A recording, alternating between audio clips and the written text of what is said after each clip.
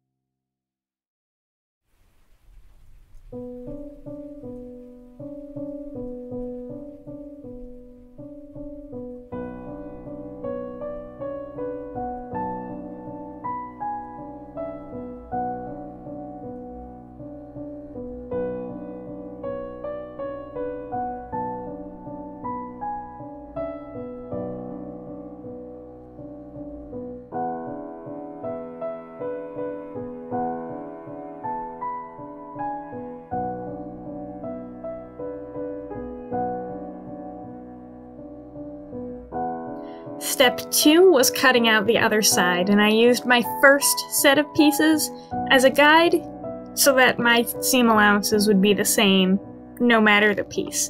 And I chose for the opposite side a plain black Kona cotton that would fit in well with other pieces in my wardrobe, although the choice to make the skirt fully reversible did prevent me from putting pockets into it, which I know is a mortal sin among people who are making their own clothes.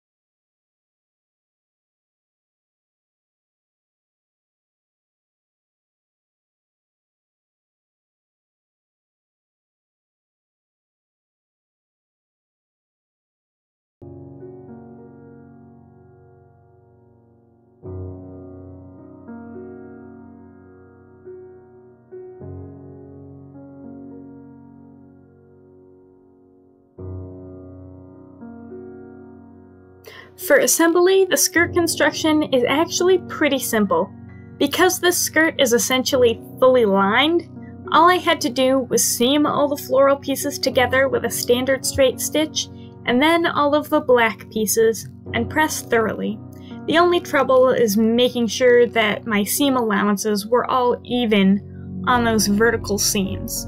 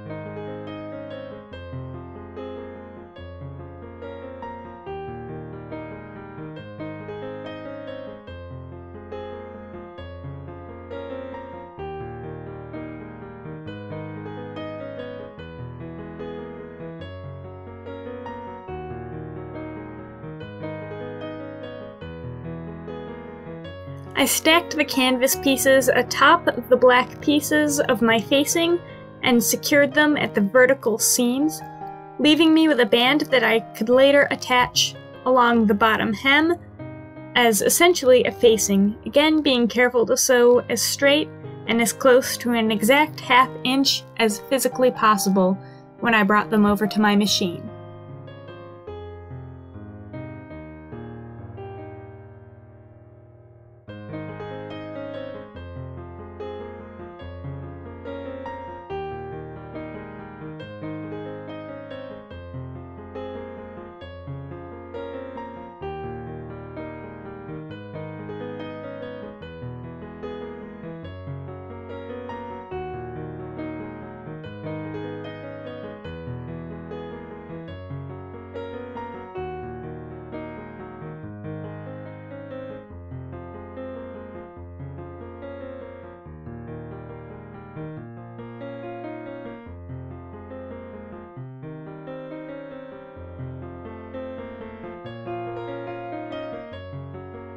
After all that, I finally got to drafting and cutting out my waistband, which I drafted as simple rectangles of each fabric with fusible interfacing between them for stability, since the added weight of the pleats in the back is known to make these skirts warp out of shape and become too big just at the back.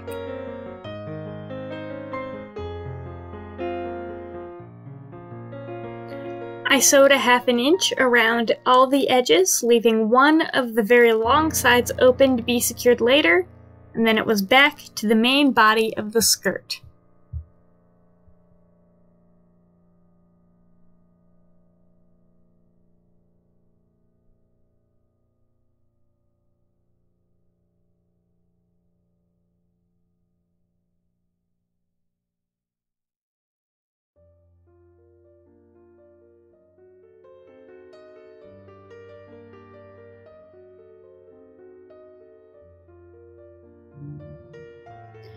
Since I was so careful about my seam allowances, all of my panels fit together almost perfectly with just a little bit of easing that had to happen.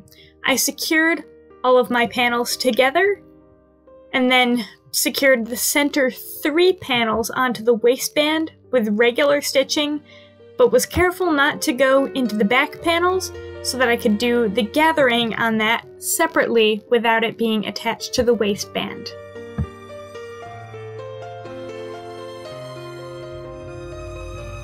I also, at this point, did up the center back seam on both the floral and the black fabric, approximately up to where I guessed that my zipper would need to close.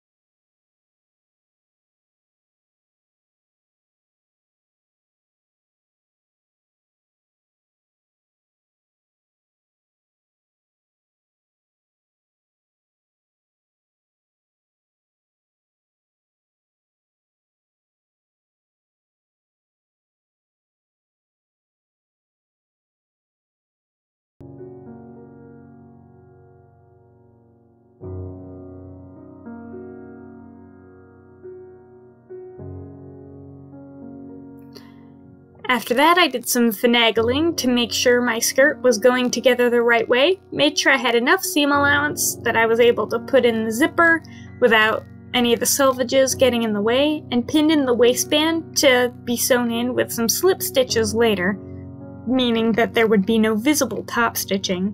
This is also the point where I was actually able to put the skirt on and realized that it was going to be at least half an inch too small, and had to change my plans for the closure method.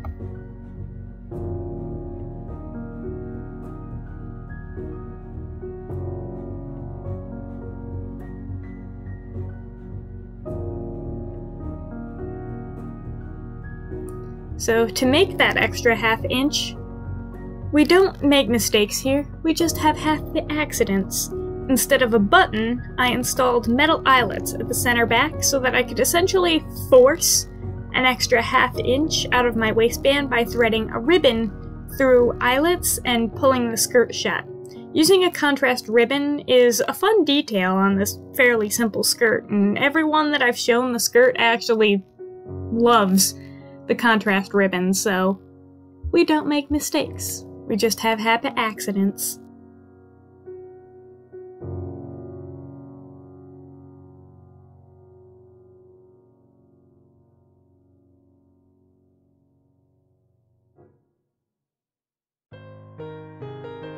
With that sorted, I sewed on the contrast band as a hem facing.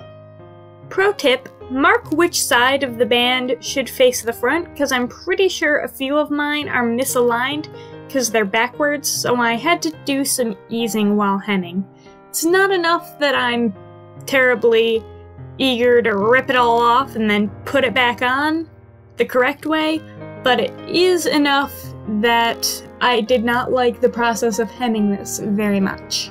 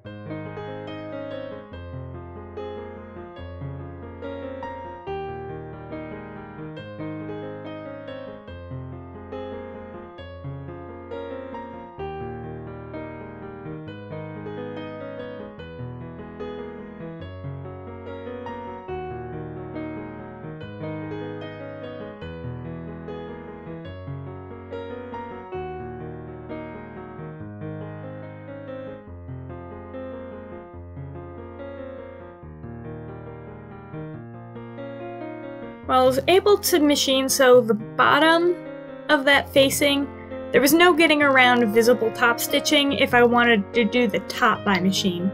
So, wanting to keep with the no visible stitching theme here, I folded over and ironed and pinned the top of the facing to make sure that edge was finished, and slip stitched it down. The waistband, along with the waistband edge and the zipper. The center back zipper has the pull tab towards the floral side, but having a one-sided zipper means that the other side basically can't be seen from the black side, which makes it a little bit more historically accurate. Maybe. The modern is hidden, at least.